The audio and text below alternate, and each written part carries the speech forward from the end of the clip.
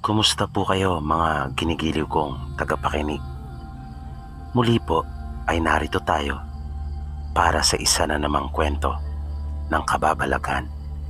At tulad po ng dati ay hangad ko pong lagi na sana'y abutan po kayo ng pagtatanghal na ito na nasa mabuti pong kalagayan, ligtas sa anumang uri ng kapamakan at karamdaman.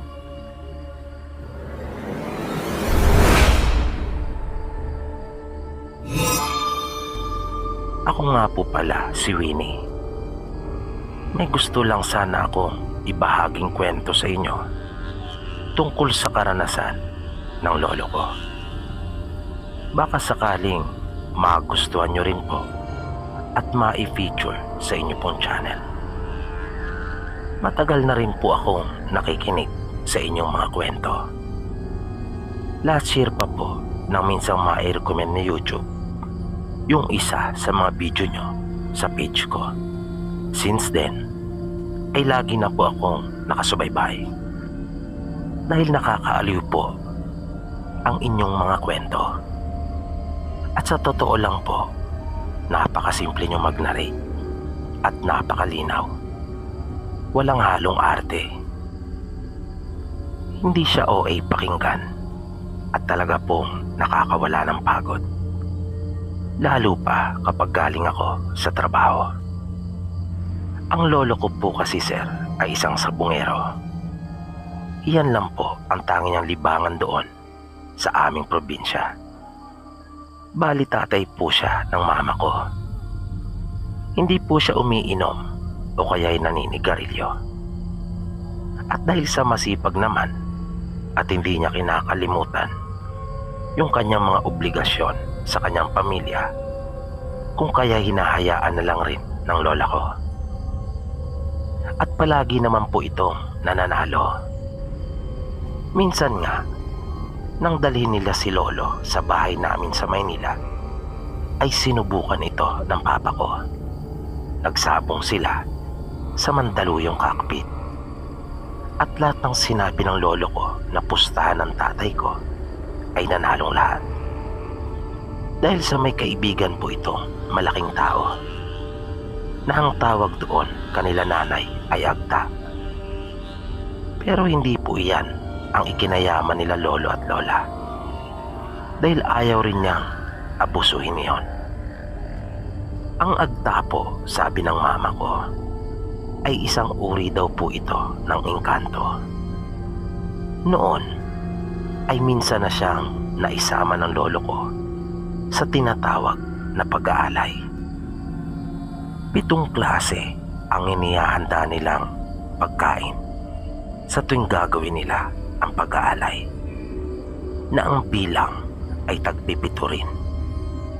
At nung minsan kaming magbakasyon sa probinsya, ay nakita ko pa nga yung ikinukwento sa akin ni mama na pinaglalagyan ng mga pagkain na iyon sa tuwing magbibigay ang lolo ko sa kanyang kaibigan.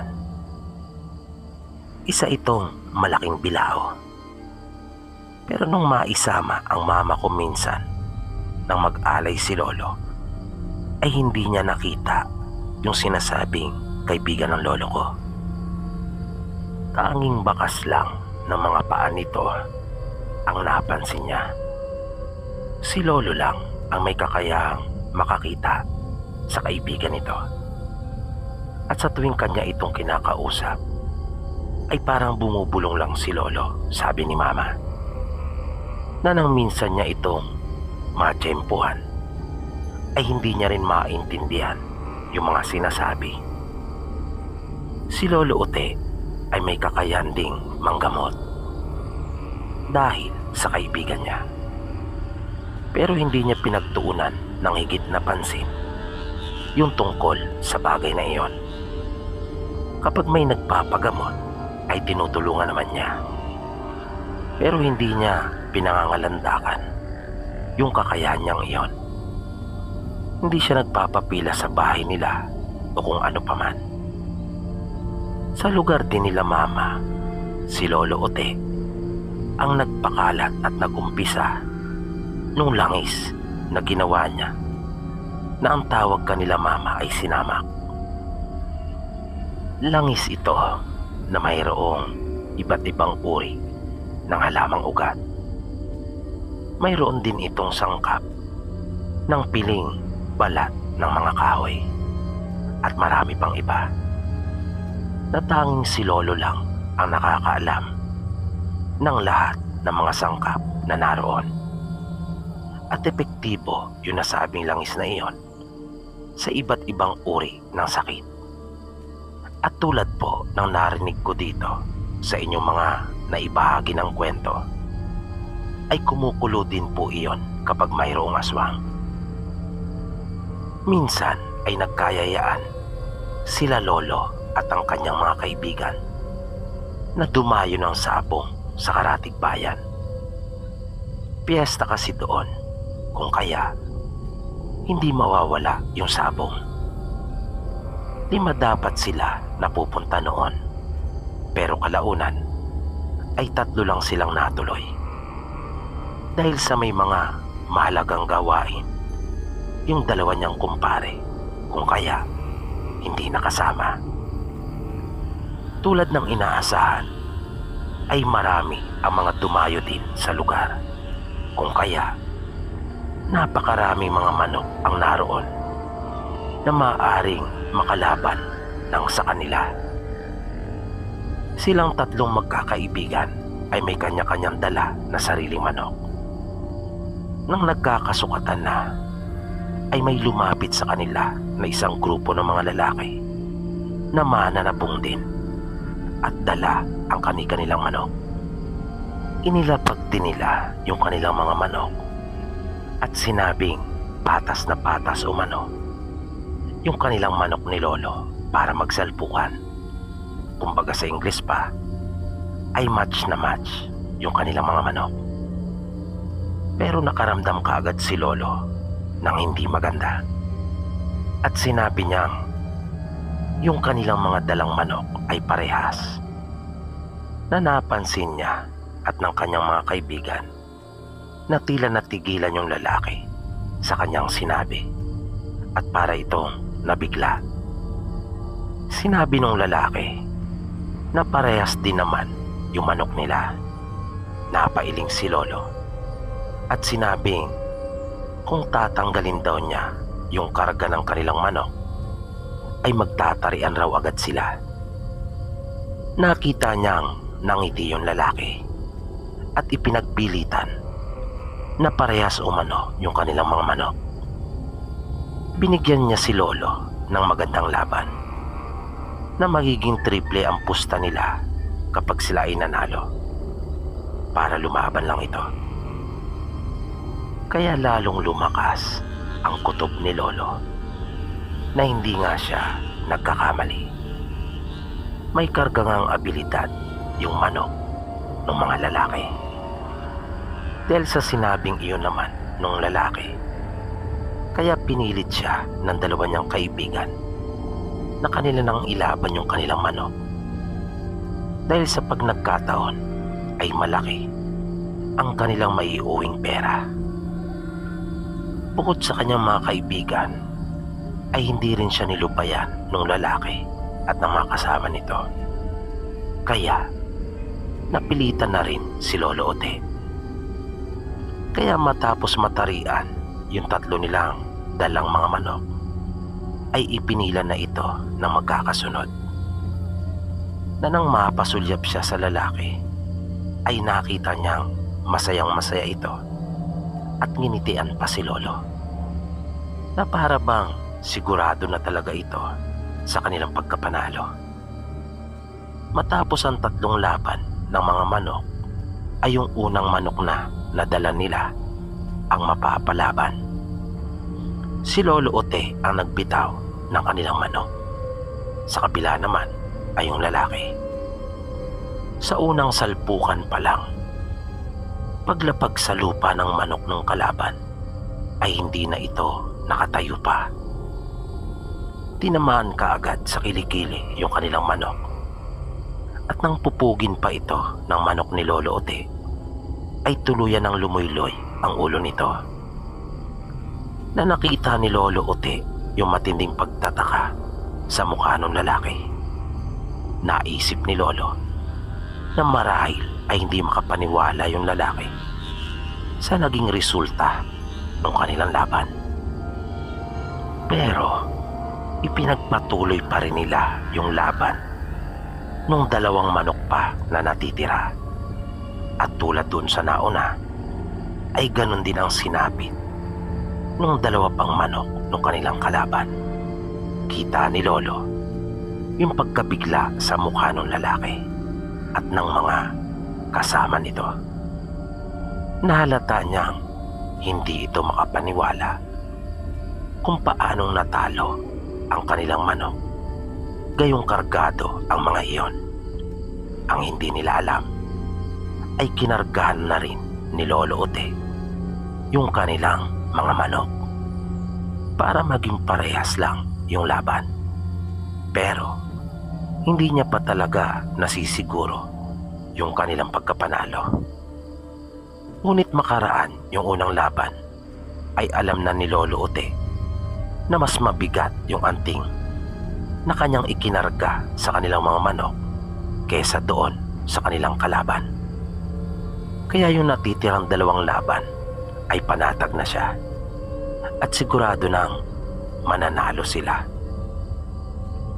Kanya pang tinanong yung lalaki at mga kasama nito bago pa maglaban yung dalawa nilang natitirang manok kung kanila pang ipagpapatuloy.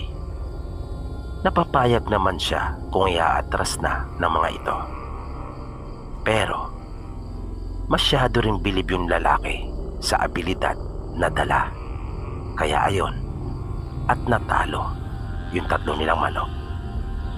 Pero may dalawa pang manok ang mga ito na nanalo namang pareho matapos yung tatlong laban nila kanila Lolo. Matapos na matanggalan na ng balahibo yung kanilang mga bihag ay umalis na silang magkakaibigan. Pero laking gulat nila Lolo nang may tumawag sa kanila at sinabing hintay. Paglingon nila ay nakita nila yung lalaki at mga kasama nito. Bit-bit din yung kanilang dalawang manok na nanalo, pati na rin yung kanilang mga bihag. Binati sila ng mga lalaki sa kanilang pagkakapanalo at niyaya sila na kung maaari ay mag-inuman. Pero dahil sa hindi naman umiinom si Lolo, kaya tumanggi ito. Magiliw namang sinabi ng mga lalaki na wala namang problema dahil sa gusto lang daw nilang makipagkaibigan. Mabilis namang sumang-ayon yung dalawang kaibigan ni Lolo pagkat mga manginginom talaga ang mga ito.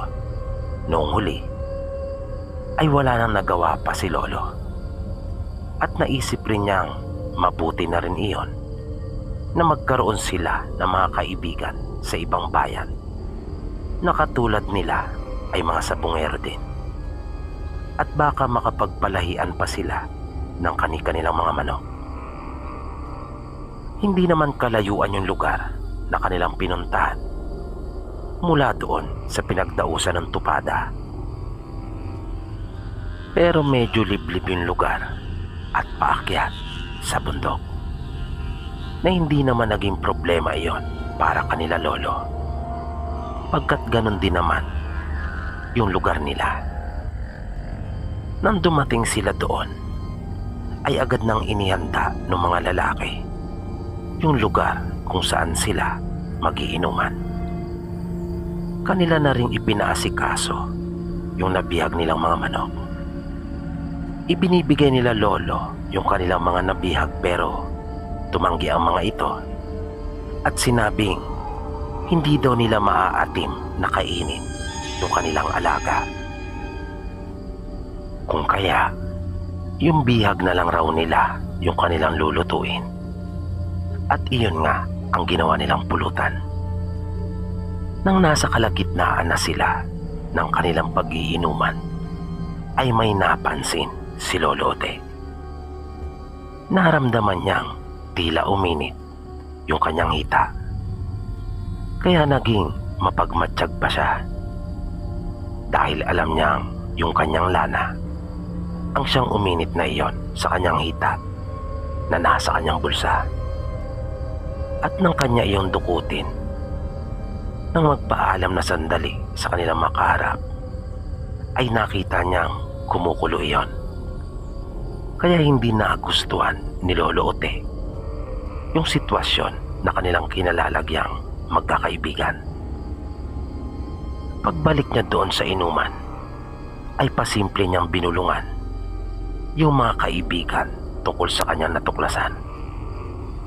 Nasa lugar sila na pinamumugaran ng mga aswang. Nang igala ni Lolo Ote yung kanyang paningin, ay nakita niyang halos lahat ng tao ay naroon na sa kanila ang atensyon. At unti-unti nang naglalapitan yung iba. Nakinabahan na siya pagkat tila napapalibutan na sila ng mga ito. Habang nagsasalita yung lalaki, ay pinutol iyon ni Lolo Ote. Sumabat siya at sinabing hindi daw nila maatim na kainin yung alaga nilang manok, pero maaatim ba raw nilang kumain ng tao matapos na tanggapin ang kanilang pakikipagkaibigan. Natameme yung lalaki at natigilan. Nakita nila Lolo na napatayo yung ibang kasama nito na kanilang kaharap sa inuman, pero pinigilan ng lalaki. Napansin din nila yung ibang taong naroon sa kanilang paligid na unti-unti nang nagiging mapalasig yung kanilang mga pagmumuka, na yung iba pa nga ay naglabas na ng kanilang mga itak. Pagkukwento pa ni Lolo sa mama ko, noong mga oras daw na iyon ay naalala niya sila. Pagkatambong akala raw niya ay iyon na ang kanyang katapusan. Dahil sa dami ng mga aswang na naroon, kahit gaano pa kahusay yung kanyang abilidad, ay siguradong maibubuwal din siya. Pero hindi naman daw siya tuluyang nawala ng pag-asa, dahil naroon din naman yung kaibigan niyang Agta. At naisip niyang kung sakali man ay hahabol na lang siya ng tabla, na hindi siya papayag na walang maisama sa hukay. Inilabas ni Lolo yung kanyang pinakaiingat-ingatang tari at dahan-dahang tumayo. Sinabi niya na wag na raw nilang patagalin pa, at tinawag niya yung kanilang makaharap na kaibigan. Mapait na napangiti yung lalaki na tila napahiya, at kanyang sinaway ang mga kasama. Humingi din ito ng dispensa kanila Lolo, at sinabing hindi tama yung kanilang ginawang paraan ng pagtrato sa kanila bilang mga bisita. At iyan po sir yung kwento ng sabungero kong Lolo. Yung tari nga palang iyon ni Lolo ay mahiwaga, at alam ng aswang na sabungero kung gaano na karaming aswang ang napaslang noon, na nagpasalin-salin na iyon ng ilang henerasyon sa angkan nila Lolo. Kaya nabigla yung lalaki nang kanyang makita iyon, at nakilala niya si Lolo na mula pala sa mga mananarig na tirador ng aswang sa kanilang lugar.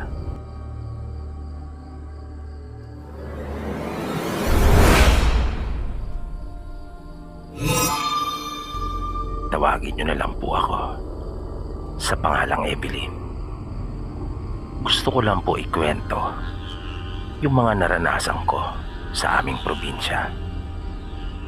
Ang una kong karanasan ay naganap nung kasalukuyan pa akong nag-aaral sa elementarya.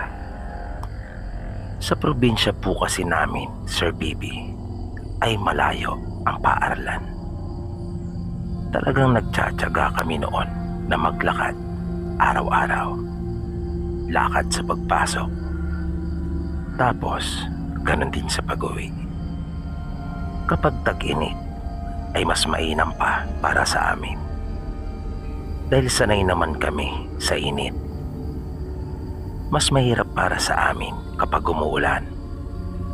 Dahil sa maputik ang daan at madulas. Naranasan ko nga noong pumasok ng paaralan na puno ng putik ang aking damit pagkat nadulas ako sa daan. Minsan, nang pauwi na ako galing sa paaralan, ay napagkatuan namin ng kaklase kong si Mina. Nagulatin at takutin yung isa pa naming kamag-aral na si Ruben. Kaya nagmadali kami at nagtago sa gilid ng daan. Medyo padilim na nung mga oras na iyon. At para mas lalo itong magulat at matakot, ay naisipan naming doon ito mismo tambangan sa may malaking puno ng balete na sinasabing mayroong nagpapakita. Makaraan ang ilang minuto naming paghihintay, ay natanaw na namin siyang paparating. Kaya naghanda na kami ni Mina. Nang malapit na ito sa puno ng balete at tatapat na sa amin, ay bigla na lang naramdaman kong parang namanhid ang buo kong katawan, na para bang nagtayuan yung aking mga buhok. Kakaiba po talaga yung pakiramdam na iyon, na nang mapalingon ako sa aming likuran, ay tila kami ni Mina ang nagulat sa aming nakita at agad na napatalon sabay takbo. Dahil kitang-kita namin ang isang tao na nasa aming likuran, na walang ulo at nakadamit pari ito nung sinaunang panahon. Pag-uwi ko sa bahay, pagkakita ng nanay ko sa akin, ay agad ako nitong tinanong kung ano raw ba ang nangyari sa akin at kung bakit putlang-putla ako.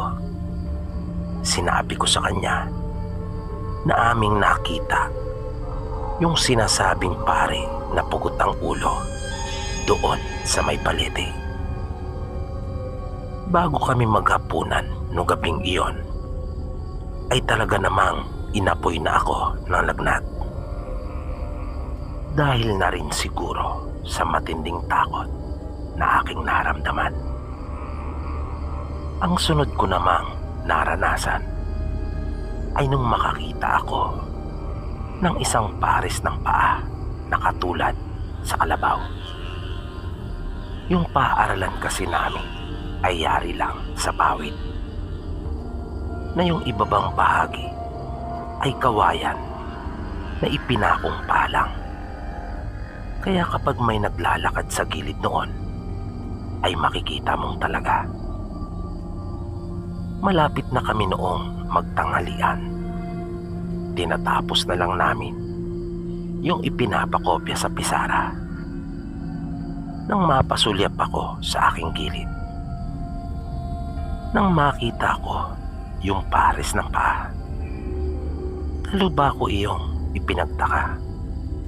Pagkat bakit dalawa lang ang inaasahan ko na makita, kung iyon man ay hayop, di sinsanay dalawang pares na mga paa.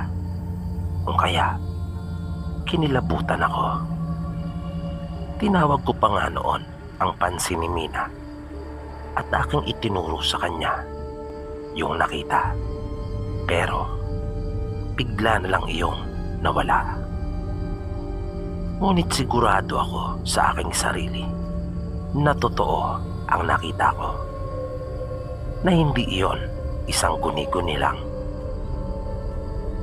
Kinahapunan, nung papauwi na kami, ay nararamdaman kong parang may sumusunod sa amin ni Mina. Pero ang hinala ko nung una ay baka isa lang sa mga kaklase namin na gustong manakot. Ganun kasi yung usong biruan sa amin noon. Pero habang tumatagal ay iba na ang nararamdaman ko. Kinukutoban na ako ng hindi maganda.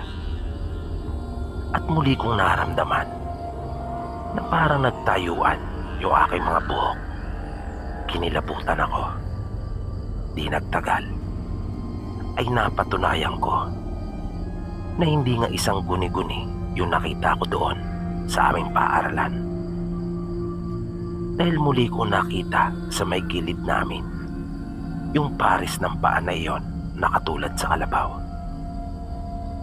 At napasigaw na kami kapwa ni Mina nang makita naming hinawi nito yung makapal na halaman at bumungad sa amin yung itsura ng nilalang.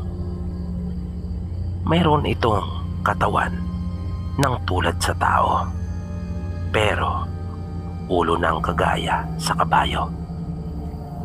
Namali pala ako nang isipin kong paa iyon ng kalabaw. Dahil isa pala iyong tikbalang, sabi ng mga magulang ko. Napatakbo kami ni Mina noon sa sobrang takot. Pero hindi naman kami na sinundan pa ng tikbalang. Dahil siguradong madali niya kaming maaabutan. Sabi ng tatay ko nang akin iyong ikwento sa kanya ay hindi naman nananakit ang mga ito. Mga mapagbiro lang, buting araw at hindi kami nito iniligaw. Ang huling karanasan po na aking ibabahagi ay nung minsan akong sumama doon sa aming taniman. Wala kaming pasok noon sa paaralan, kaya naisipan kong sumama sa aking mga magulang. Habang yung iba ko namang kapatid ang siyang naiwan sa aming bahay. Nagbaon na kami noon ng aming pananghalian. Dahil malayo sa bahay yung aming taniman. Nung padilim na nung araw na iyon, habang naghahanda na ang mga magulang ko upang umuwi, ay naroon naman ako sa labas nung aming kubong pahingahan o yung tinatawag sa amin na payag. Nang makakita ako ng isang burador. Yan po ang tawag sa amin ng saranggola. Sa tuwa ko, dahil bihira akong makakita noon, ay tinawag ko pa sila nanay at tatay na gusto kong ipakita yung saranggola na nasa itaas ng payag namin. Si tatay lang ang lumabas noon dahil abala pa si nanay.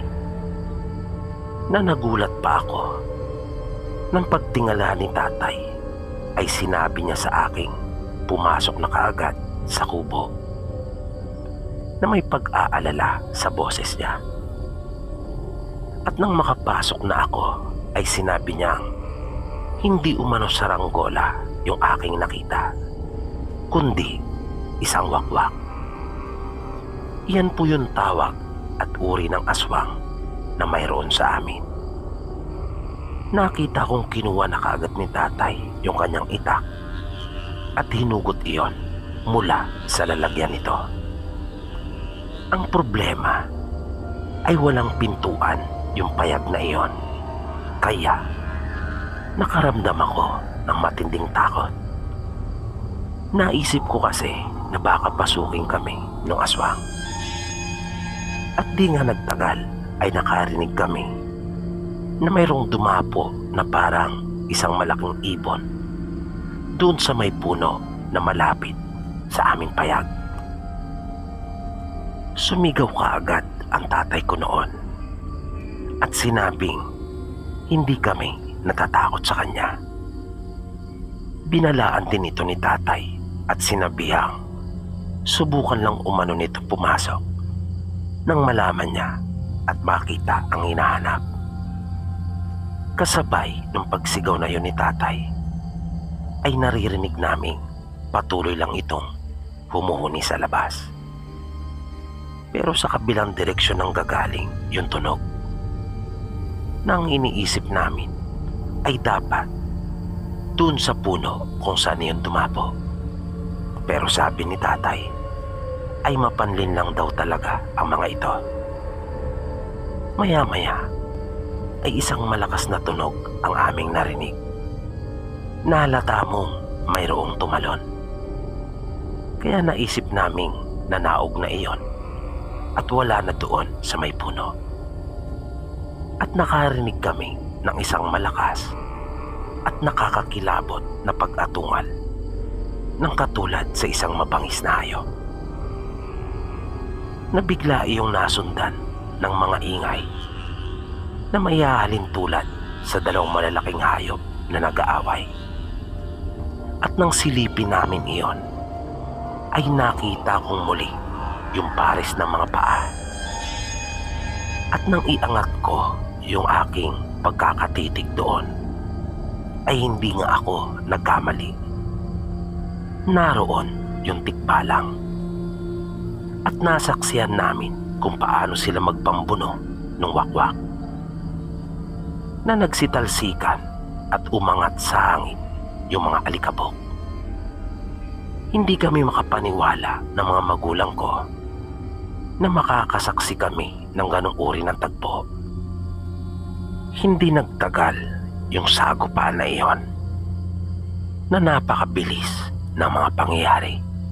Sa isang iglap ay naglaho yung aswang na parang bula at hindi kinaya yung lakas ng tikbalang. Simula po noon ay lagi ko nang nararamdaman yung tikbalang na umaali-aligid sa akin. Wala naman akong lakas ng loob na harapin dahil natatakot pa rin ako. Hinayaan ko lang siya. Total naman ay wala naman itong ginagawang masama sa akin. Minsan ay nararamdaman ko pa nga na nagpapapansin din ito, na gumagawa ng iba't ibang kaparaanan upang makapagparamdam. Natigil lang iyon nung magpa-Maynila na ako. Nung nasa Maynila ako, kapag may pagkakataon na aking nakakausap ang mga magulang, ay tinatanong ko sila kung nagpaparamdam pa ba yung tikbalang. Sabi nila sa akin ay hindi na.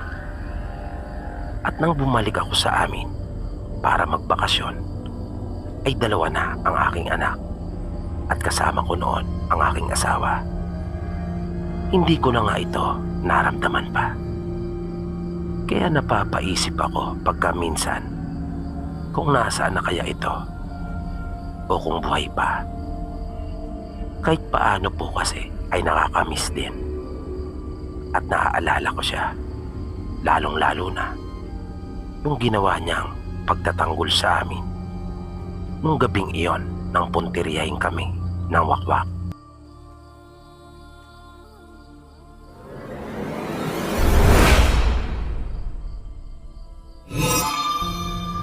Ito ay nangyari sa aming probinsya. Hindi ko personal na karanasan ito, kundi sa pinsan ko at ng kanyang mag-anak. Tawagin na lang natin siya sa pangalang Ben. Siguro ay 7 taon ang tanda niya sa akin. Kaya nang mabalitaan namin ito, ay nagbibinata pa lang ako noon. Samantalang siya naman ay pamilyado na. Sa probinsya namin ay may ilan ng mga pangyayari tungkol sa mga aswang. Pero pawang mga kwento lang noon ang nakakarating sa amin. Wala kaming personal na karanasan dahil sa nasa Maynila naman kami. Ayon sa kwento ng pinsan ko, ipinagbubuntis ng kanyang asawa noon yung ikalawa nilang anak. At kabi-kabila ang trabaho na sinasamahan niya. Sa lupa lang rin kasi ang pangunay niyang pinagkakakitaan. Pero marunong din siya magkarpintero. At di hamak na mas kumikita siya sa gawaing iyon. Kaya madalas siyang wala sa kanila at kadalasan ay gabi na kapag nakakauwi. Minsan, pagdating niya ng kanilang bahay, ay sinabi sa kanya ng asawa na may nararamdaman itong umaali-aligid sa kanilang bahay. At hindi maganda ang kutob nito tungkol doon. Hindi naman gaanong binigyan ni Ben ng atensyon yung sinabi ng kanyang asawa. Naisip niya kasing baka mga taong labas lamang ang mga iyon. Dahil nung mga panahong iyon ay nauso na rin sa kanilang probinsya yung mga NPA. Nakadalasang lumalakad ang mga ito kung kailan gabi at nagbabaybay sila na kung minsan ay nakikitulog pa. Minsan na rin kasing natulugan ang bahay ng isa niyang kaibigan kung kaya't alam niya. At dahil sa iyon nga ang naisip ni Ben na marahil sila lang yung nararamdaman ng kanyang asawa na umaali-aligid, kung kaya nagpatuloy pa siya sa kanyang pagtatrabaho sa kanilang karatig bayan. Nangihinayang kasi siya sa maaari niyang kitain sa pagkakarpintero at ginagawa niya rin iyon bilang paghahanda sa nalalapit na panganganak ng kanyang asawa. Lumipas pa ang ilang gabi at nagpatuloy din yung sinasabi ng kanyang asawa na umaali-aligid sa kanilang bahay.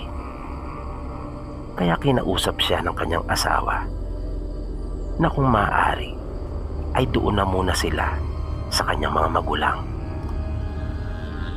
Hindi naman pumayag si Ben dahil may sama siya ng loob sa mga ito. Kaya sinabi niyang hindi na muna siya magtatrabaho. Tutal naman daw ay may naipon na sila kahit paano. Naisip rin niyang mas mahalaga para sa kanya ang kanyang mag-ina. Ang pangalawa nilang anak kasi noon ay mag-4 na taon pa lang. Kaya walang makatulong ang kanyang asawa at naisip niyang may hirapan talaga ito kung walang kasama sa bahay.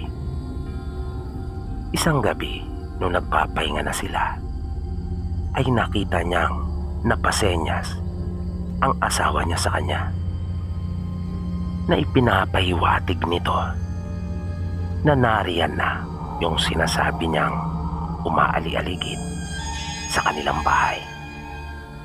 Kaya napakunot noon naman itong si Ben dahil sa wala naman siyang nararamdaman o di kaya ay naririnig. Pero pinagtiwalaan niya yung sinabi ng kanyang asawa. Hinugot niya yung itak na kanyang itinabi sa gilid ng dingding. Simula kasi nung magsumbong ang kanyang asawa ay inilagay na niya ang kanyang itak sa loob ng kanilang kwarto. Nakiramdam si Ben. Kapwa sila tahimik ni Beth na kanyang asawa. At sa unang pagkakataon ay naramdaman nga ni Ben na mayroong nasa labas ng kanilang bahay. Tama nga ang sinasabi ni Beth. At hindi iyon NPA tulad ng iniisip niya. Pagkat parang nag-iisa lang ito at lumilika pa ng kakaibang tunog. Humahangos ito na tulad ng isang hayop. Kaya naramdaman niyang nagtayuan yung balahibo niya sa katawan. Naisip niya na baka aswang yung umaali-aligid na iyon sa kanilang bahay. At ang mag-ina niya talaga ang siyang pakay nito. Sinabi niya kay Beth na huwag aalis. Nilakasan na ni Ben ang kanyang loob at kanyang lalabasin ito. Naisip niya rin kasing hindi dapat na makapagpatuloy yung aswang sa mga ginagawa nito. Dahan-dahan niyang binuksan yung kanilang pinto.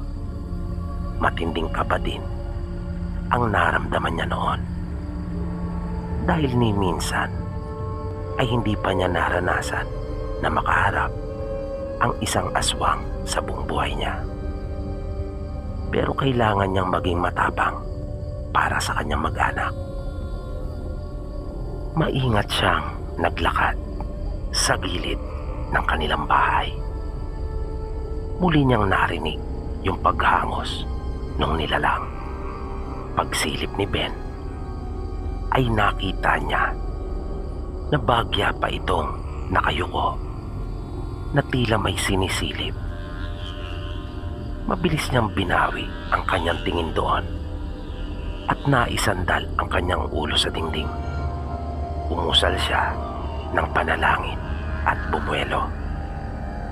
Hinawakan niya ng mahigpit ang kanyang itak. At nang susugurin na niya ito, ay nagulat si Ben ng isang malaking baboy na may mapupulang mga mata ang sumalubong sa kanya.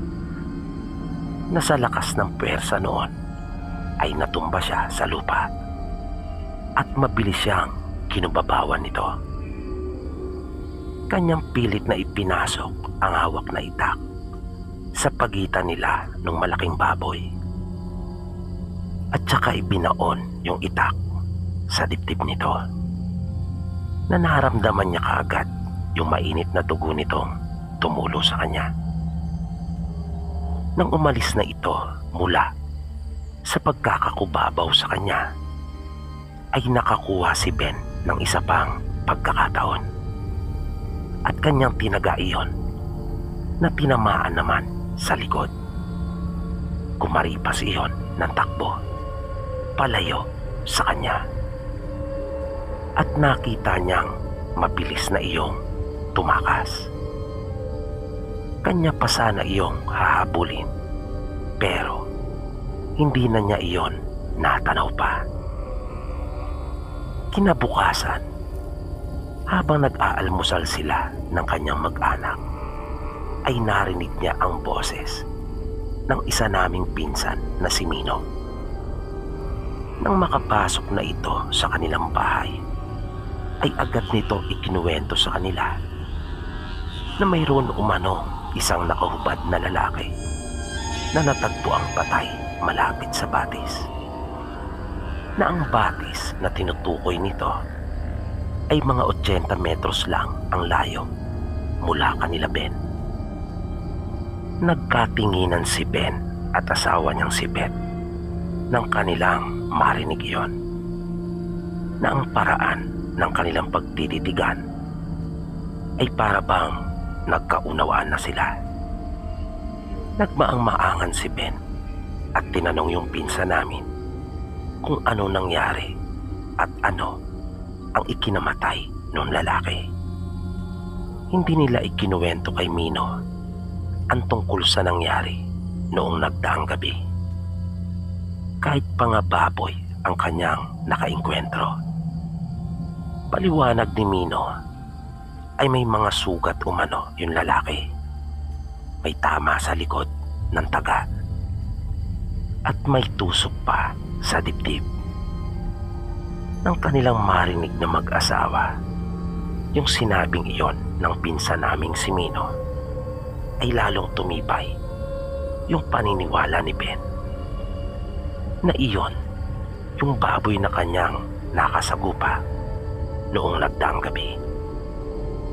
Nung mismong oras din na iyon, bagaman mahirap paniwalaan, ay napatunayan ni Ben at ng kanyang asawa na totoo nga ang mga aswang at may kakayahan silang magpalit ng anyo, na kaya nilang gayahin yung mga karaniwang hayop para ikubli yung kanilang mga sarili.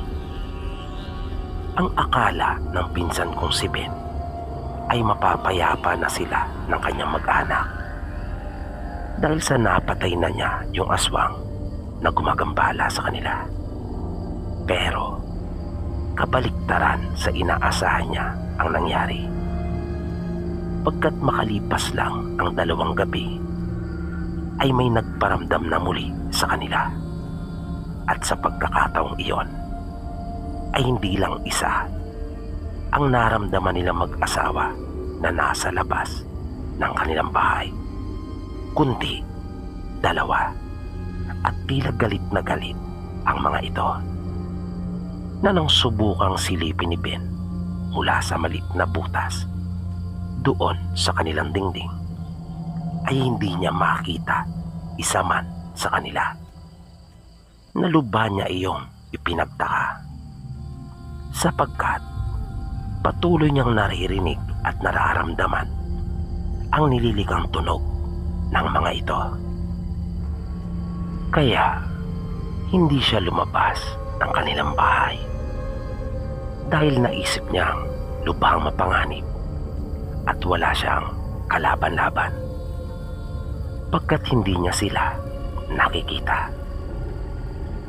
Maraan siyang lumabas ng kanilang kwarto at isiniguradong nakasarang mabuti yung mga pinto at bintana. Naisip niya kasing ligtas sila, wag lang makapasok ang mga ito sa loob ng kanilang pamamahay. Pero nang pabalik pa lamang siya sa kanilang silid, ay narinig na niya yung mga pagkalabog, ganun din yung mga pagkaluskos na tila ba nagpipilit ng pumasok ang mga ito. Kaya gamit ang cellphone ay humingi na sila ng tulong sa iba nilang kaanak na naroon sa malapit, partikular na si Mino. Kinabahan na silang mag-asawa dahil sa talagang agresibo ang mga ito.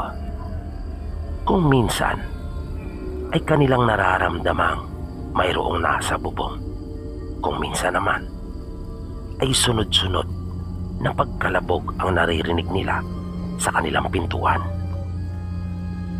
Nung huli ay narinig na nilang may bahagi na ng kanilang dingding ang natuklap.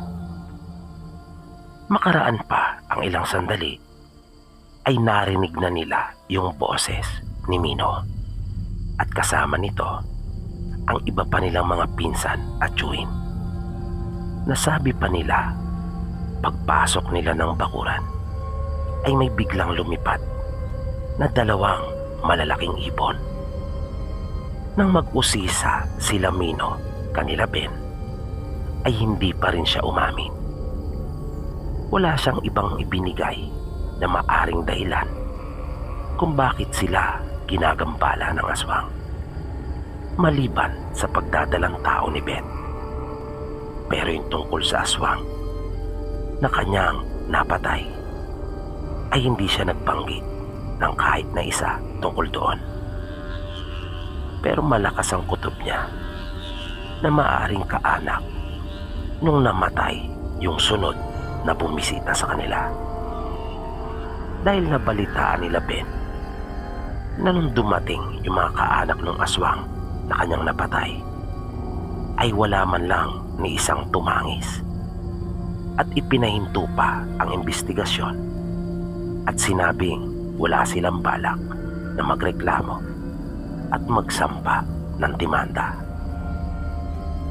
Pinakiusapan na lang ni Ben yung ilang kaanak na samahan sila sa kanilang bahay hanggang sa makapanganak si Beth. Pero nung huli ay nagpasya na lang siya na lumipat para wala na rin siyang maabala pa at madamay na kaanak.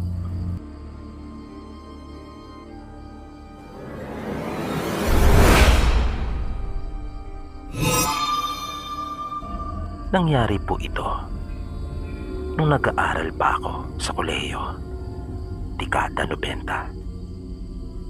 Sa isang state university ako nag-aaral noong mga panahong iyon. Nasa second year ako nang maimbitahan ng dati kong kaklase sa elementary na doon din nag-aaral sa isang meeting. Madalas kasi kami noong magkita sa labas ng school. Doon sa may isang tindahan tuwing ROTC namin. Sa pangungulit niya sa akin ay pinagbigyan ko siya. Yung napapabalita ngayon tungkol sa mga NPA ay totoo po yan. Dati pa ay alam na namin na may mga NPA sa loob ng campus na siyang nagre-recruit. Napasali ako noon sa isang kilalang political group sa aming paaralan. Tulad nung kaklase ko dati sa elementarya, ay naging aktivista din ako sa madaling salita. Kapag mga ganong edad kasi, akala mo ay marami ka nang nalalaman. Pero ang katunayan ay madali ka pa ring mapaniwala sa mga bagay na hindi naman pala totoo. Maganda lang pakinggan yung mga sinasabi nila sa salita, pero pagdating sa gawa ay kabaliktaran ang makikita mo. At sa totoo lang, napansin ko rin na hindi iyon ang solusyon para mabago ang sistema dito sa ating bansa. Para sa akin, hanggat nariyan yung mga mapagsamantalang mayayaman at politiko, mananatiling lugmok ang bansa natin. Marami kasi yung tinatawag na mga nagdadamit tupa, lalong-lalo na yung mga nakaupo sa gobyerno, na kapag may kamera ay talaga namang magaganda ang lumalabas sa mga bibig nila. Pero kabaliktaran ang mga ginagawa. Nakaw dito at nakaw doon. Mabuti-buti nga ngayon kahit paano ay nabawasan. Pero nariyan pa rin sila at patuloy na sinisira ang magandang ginagawa ng gobyerno. Lalo na yung nasa oposisyon ngayon. Wala nang ginawa ang mga yan na maganda kahit dati pa.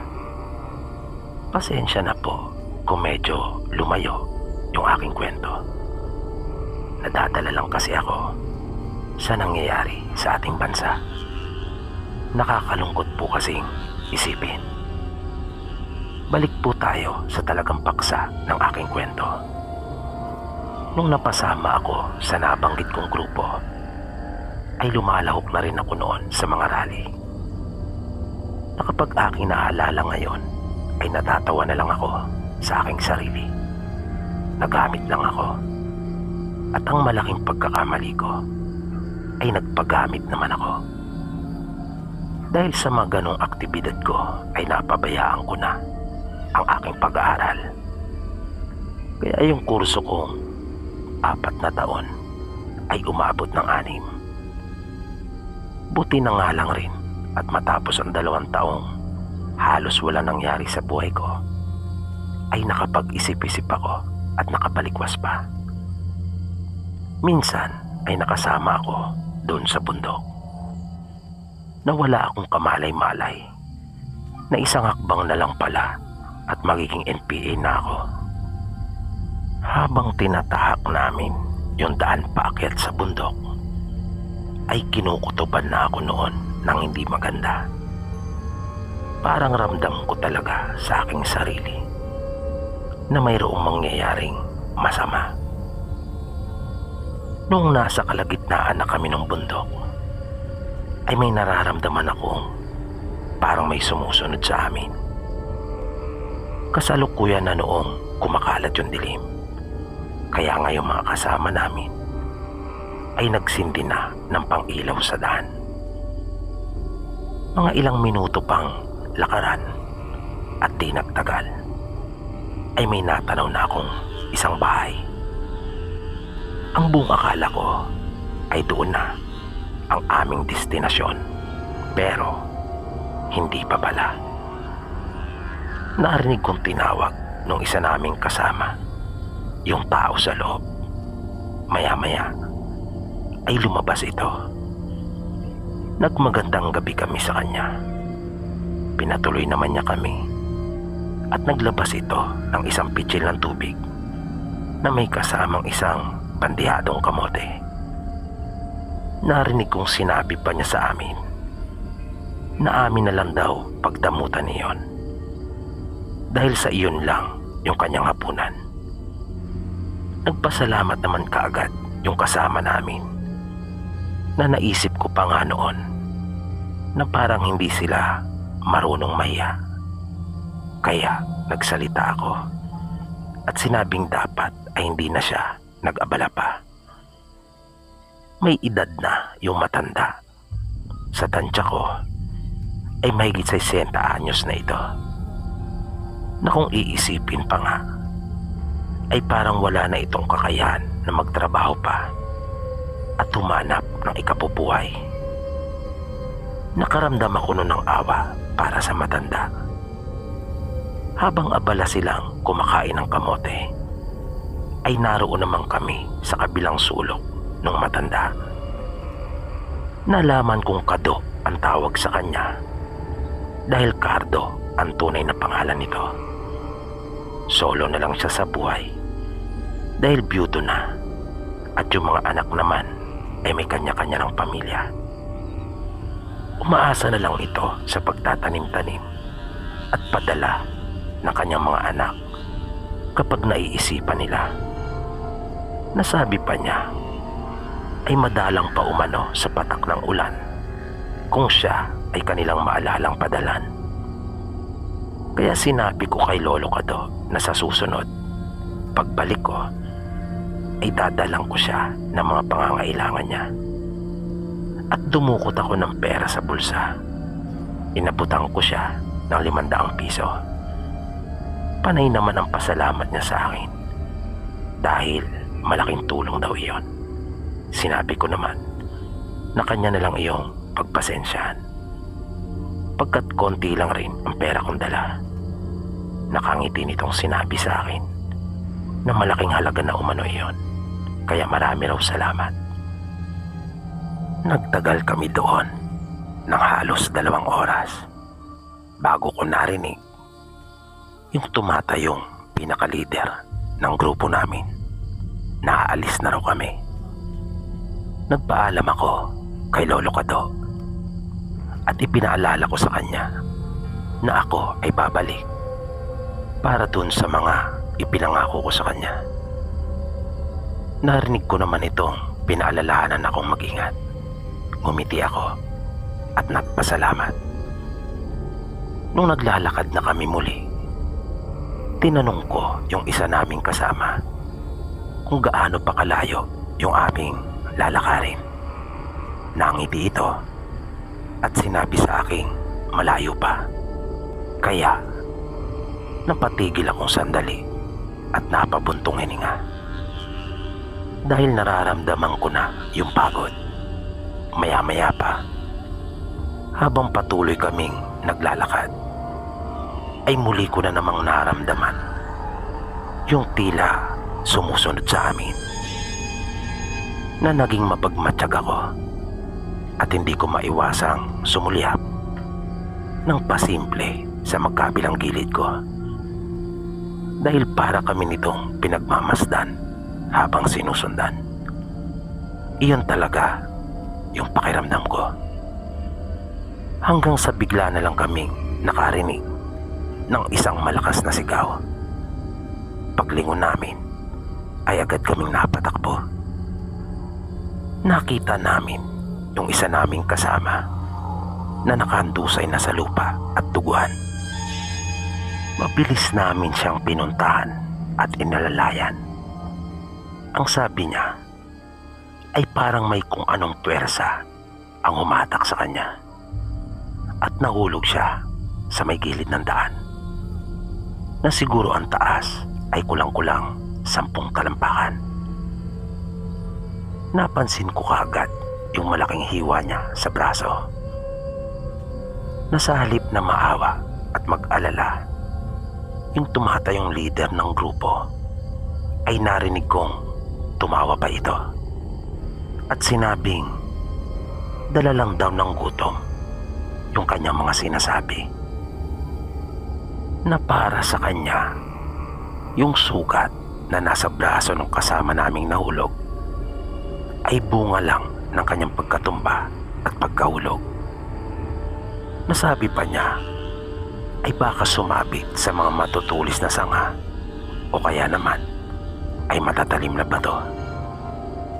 Pero para sa akin ay iba talaga yung hinala ko at pinaniniwalaan ko ito ng kanyang sabihin na bigla na lang siyang parang hinatak. Dahil hindi naman mahirap yung daan para matumba ka o kaya ay madulas at mahulog doon sa gilid ng daan. Isa pa ay may hawak pa itong pangilaw. Matapos na malapatan yung sugat nung kasama namin ay nagpatuloy na kami uli sa paglakad. Hindi pa rin nawawala yung takot na nararamdaman ko. Ngunit hindi ako sigurado kung ano yung may gawa noon sa kasama namin. Ang nasa isip ko talaga noong mga oras na iyon ay isang mabangis na hayop. Isang hayop na maaring hindi pangkaraniwan. Iyon ang nasa isip ko. Pero hindi nagtagal ay naging malinaw na sa akin ang lahat. Dahil nakita namin sa unahan ang isang malaking baboy ramo at dalawang malalaking aso na naglalaway pa ang mga ito. Nung mga oras na iyon ay hindi ko pa talaga inakala na aswang ang mga iyon. Dahil sa walang-wala talaga sa isip ko ang tungkol sa mga aswang. Dahil sa ako nga ay skeptikal pagdating sa mga ganong paniniwala. At dahil na rin sa taglay kong kritikal na pag-iisip na hindi talaga ako naniniwala sa mga aswang noon. Kaya medyo nakahinga pa nga ako ng maluwag dahil sa karaniwang hayop lang pala ang may gawa noon sa aming kasama, na hindi tulad sa una kong naisip na baka mabangis na uri ng hayop at hindi pangkaraniwan. Ang pagkakaintindi ko, malamang ay sinuwag siya ng malaking baboy ramo. Pero ang hindi ko alam ay mas delikado pa pala ang mga ito at lubhang mapanganib. Na nang may maramdaman kaming parang may mga nakasunod sa amin ay agad kaming napalingon. At nakita namin sa gawin namin likuran ang ilang mga kalakihang may hawak ng mga matatalim na itak. Medyo naguluhan ako noong mga oras na iyon. Para bang hindi kaagad na iproseso ng utak ko kung ano pa yung nangyayari noong mga sandaling iyon. Nawala talaga akong ideya sa kung ano yung kinakarap namin noong puntong iyon. Nakakatakot yung kanilang mga itsura. Animoy mga nakadroga na parang mga wala sa katinuan. At may napansin akong ipinagkakatulad nilang lahat. Mga nangingitim yung palibot ng kanilang mga mapupulang mata. Totoo po yan. Iyan ang una kong napansin sa mga lalaking nakita ko noong mga oras na iyon. At parang ang bilis ng kanilang paghinga. Nakita kong bumunot ng baril yung isang kasama namin at mabilis na pinutukan yung mga lalaki. Dahil nakita naming iniangat na nung isa yung kanyang hawak na itak. Napakabilis ng mga pangyayari na nakapagtatakang nang mapatingin ako doon sa mga hayop ay pasugod na rin ang mga ito sa amin. Sa tindi ng aking pagkataranta ay napatakbo ako at agad na napatalon sa gilid ng daan. Di ko na alintana pa kung gaano yung kataas o kung ano yung aking babagsakan. Basta ayokong makatay doon. Natakot talaga ako sa mga hawak nilang itang. Sa kabutihang palad ay hindi naman pala masyadong mataas iyon. At bigla na lang akong nagulat nang mayroong humawak sa akin. Paglingon ko ay nakita ko si Lolo Kado. Sinenyasan niya ako at sinabing huwag maingay. Halos hilahin niya ako palayo doon. Narinig ko na lang yung nakakakilabot na mga tinig ng pagsigaw ng mga kasama ko, na kahit hindi ko pa nakikita ay malinaw sa akin yung malagim na sinapit nila. Mga sigaw iyon ng palagoy na kapag iyong narinig ay ramdam mo yung sakit at takot. Grabing kaba yung naramdaman ko. Naisip ko kasi paano kung kanila kaming masundan. Sa kabutihang palad naman ay nasapit namin yung bahay ni Lolo Kado ng ligtas. At nalaman ko mula sa kanya na hindi mga pangkaraniwan yung mga hayop at taong aking nakita, kundi mga aswang. At siguradong wala umanong ititira ang mga iyon. Kaya mapalad daw ako dahil sa mabuti akong tao na nagpakita umano ako ng tunay na pagmamalasakit at pagmamahal sa kapwa. Na napaisip ako sa mga sinabing iyon ni Lolo Kado. Dagdag pa niya, wag na raw akong umasa pa na may mabubuhay sa mga kasama ko. Kahit alam kong ligtas na ako ng mga oras na iyon, ay nararamdaman ko pa rin yung pangangatal ng aking katawan. Nang sumunod na araw, maaga pa, ay sinamahan niya akong bumaba ng bundok. Didiretso raw siya sa bayan upang mamili gamit ang ibinigay kong pera. Tinandaan kong mabuti yung aming mga dinaanan dahil tutuparin ko pa rin yung pangako ko kay Lolo Kado. Bago kami naghiwalay ng kanya na akong pasakayin, ay muli akong nagpasalamat sa kanya. Pagkat utang ko ang aking buhay kay Lolo Kado. Ngumiti lang ito at sinabing huwag akong magbago, na aking ipagpatuloy yung kabutihan sa aking puso. Yung pangyayaring iyon kailanman ay hindi napabalita. Kahit ano pang hanap ang gawin ko. Naisip kong kung sa bagay, paano naman mapapabalita iyon? Kayong wala namang ibang naroon nung maganap yung nakakakilabot na pangyayaring iyon, maliban sa amin ni Lolo Kado at nung mga aswang. Pero sigurado akong may mga magulang at asawa na naghahanap sa kanilang kaanak na hindi na nakabalik pa sa kanila. Makalipas ang ilang buwan ay nagkaroon ako ng pagkakataon na muling bisitahin si Lolo Kado sa bahay nito. Hindi naman ako nahihirapan na tuntuning muli iyon dahil sa halos wala namang ipinagbago. May saya akong naramdaman habang papalapit sa kubo ni Lolo Kado. Nakita kong nakabukas ang pinto. Naisip kong siguradong magugulat siya kapag kanya akong nakita. Pero ako ang nagulat nang bumungad sa akin yung mga lalaking nakita ko nung gabi mangyari yon sa amin. At kaharap ni Lolo Kado ang mga ito doon sa kanyang mesa. Na halos magkakasabay pa silang napalingon sa akin nang kanila ako mapansin. Nakaramdam akong bigla ng matinding takot at medyo naguluhan pa. Sinabi ni Lolo Kado sa akin na huwag akong matakot at kanya akong sinenyasan na pumasok. Halos hindi ko maiakbang yung aking mga paa palapit sa kanila. Pagkaupo ko ay nagkwento si Lolo Kado at mga kasama nito.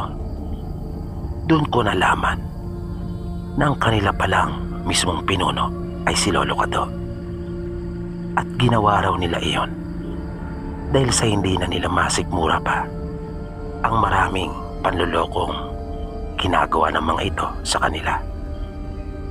Tulad ng ipinangako ko kay Lolo, ay inabot ko sa kanya yung aking mga dala. Ganon din yung pera. Pero kanyang tinanggihan yung pera dahil sa hindi umano niya talaga kailangan niyon. Ayos na raw sa kanya yung mga bagay na dinala ko. Kahit paano ay marami raw siyang maalala sa akin, na nakangiti ito habang sinasabi sa akin iyon. Sa totoo lang, noong mga sandaling iyon ay natatakot pa rin ako na baka ako naman ang kainin nila. Pero sinigurado naman sa akin ni Lolo Kado na hindi nila magagawa yon sa isang katulad ko. At kaya pala niya nasabi na hindi niya kailangan yung pera ay dahil sa mayaman pala talaga sila kung tutuusin. Sapagkat nang kanya akong isama sa kanyang silid at ipakita niya sa akin yung isang baol na hinugot niya mula sa ilalim ng papag na kanyang tinutulugan, ay nakakita ako sa unang pagkakataon sa buong buhay ko ng mga gintong barya at bala ng ginto na kanya pa akong binigyan ng isang gold coin. Kaya lang sa kasamang palad ay aking naiwala iyon.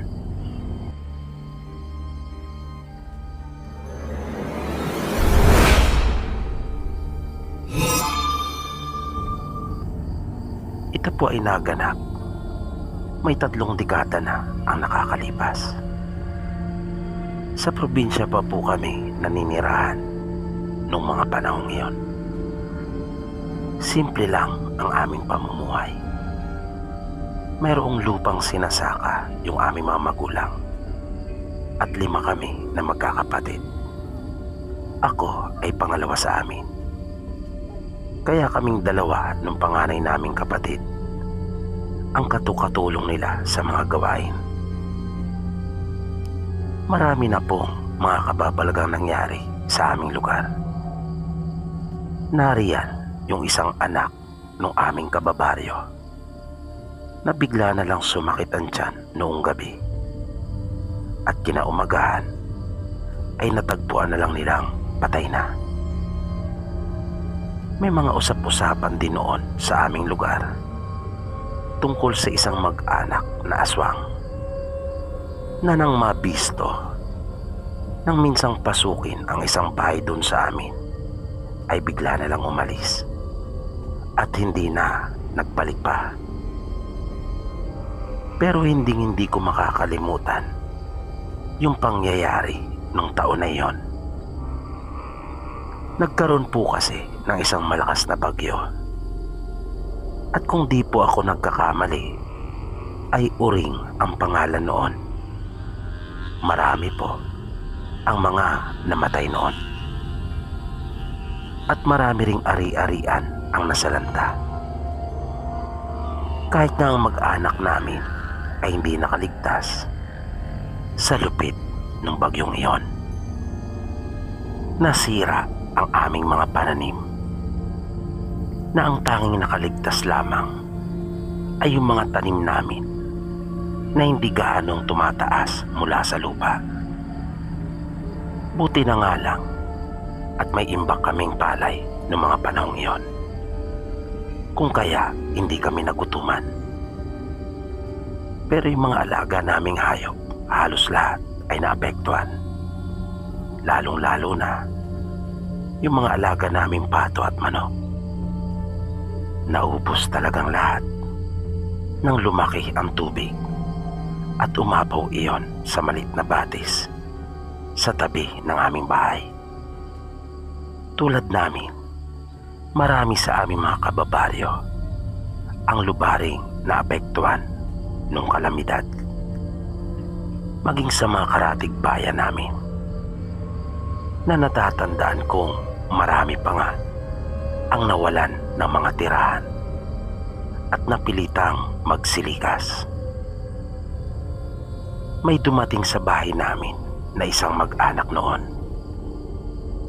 Nakiusap sila kay tatay na kung maaari daw silang makituloy sa amin, pagkat nasira yung kanilang bahay at wala silang anumang naisalba. At dahil sa kagustuhan ng aming tatay na makatulong, kung kaya agad naman silang pinatuloy.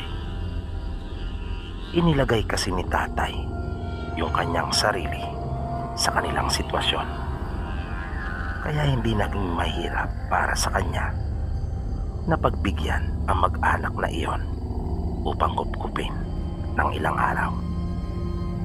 Pero ang hindi namin alam na yung ipinakitang kabutihan na iyon ni tatay para sa kanyang kapwa, ang siya pa palang magdadala sa amin sa kapahamakan.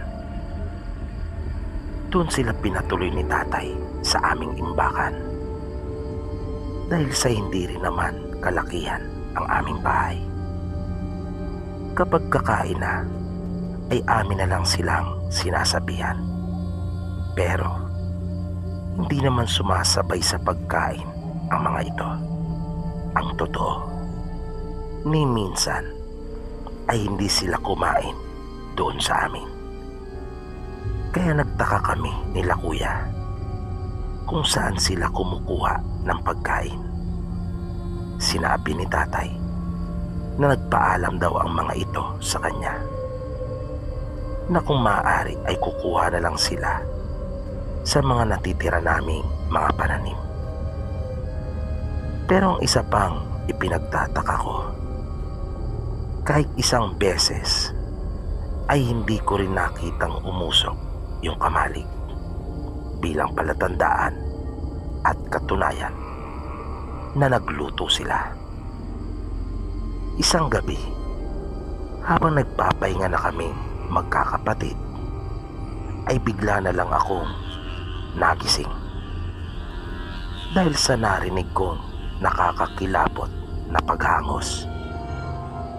Isa iyong tinig na tila humihingal.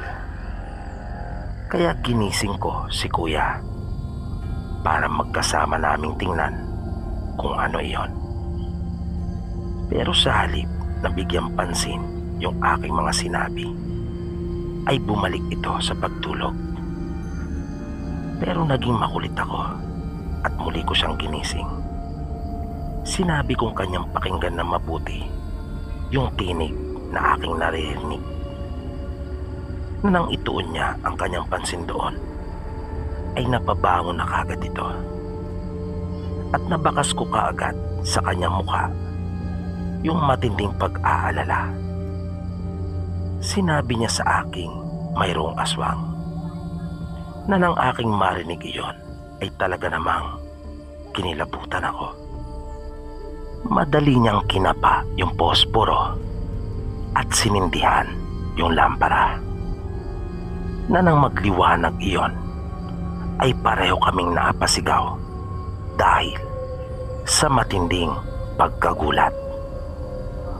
Nang makita namin ang isang aswang na naroon na sa may bintana, mabilis kaming lumabas ng kwarto habang patuloy pa rin na sumisigaw at ginigising ang iba pa naming mga kasama sa bahay. Dumiretso kami sa may hapagkainan kung saan naroon yung haligi na pinagsasabitan ng mga itak. Mabilis kaming dumampot ng tag-isa ng kuya ko, at nang pabalik na kami sa silid ay amin ang nakasalubong sila nanay at tatay. Pero nagtaka naman ako kung bakit ni isa sa mag-anak na nakituloy sa amin ay walang nagpunta para makiusyoso man lang. At nagimbal kami nang pagpasok namin sa silid ay wala na yung isa naming kapatid na siyang kasama naming matulog doon. Mabilis kaming lumabas ng bahay para hanapin ito, pero hindi talaga namin makita At tuluyan na kaming nanlumo nang malaman naming wala na rin yung mag-anak sa maliit na kubo. Nakinabahan na ako ng todo. Pero pilit ko pa rin sinasabi sa aking sarili na sana ay hindi totoo kung ano man yung masamang kutob ko. Pero inabutan na kami ng umaga sa kakahanap ay hindi na talaga namin ito natagpuan pa. Nanunguli ay talagang tinanggap na lang namin sa aming mga sarili na wala na yung aming kapatid. Nagbalik sa alaala ko yung sandali na nakita namin ni Kuya yung aswang sa may bintana.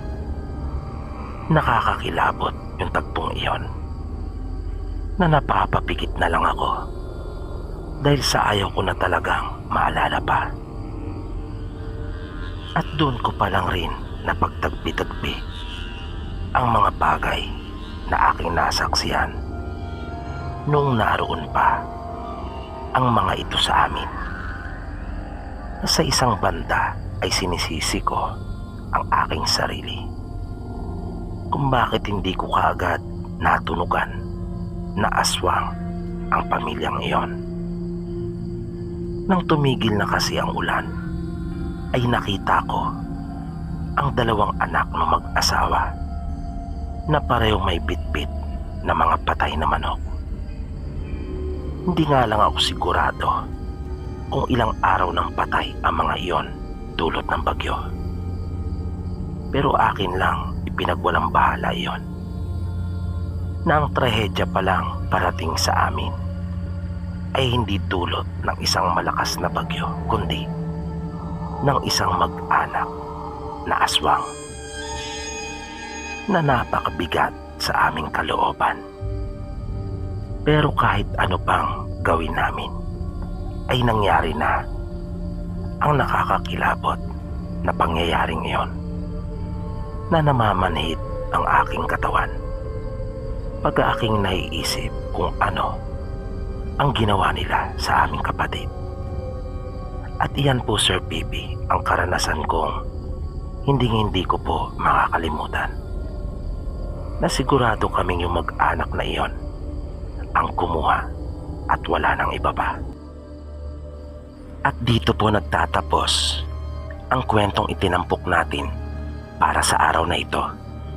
Muli, sana po ay inyong nagustuhan at naway patuloy nyo pang subaybayan ang mga susunod pa po nating kwento dito lamang sa Mga Totoong Kwento ng Kababalagan. Maraming salamat po at hanggang sa muli.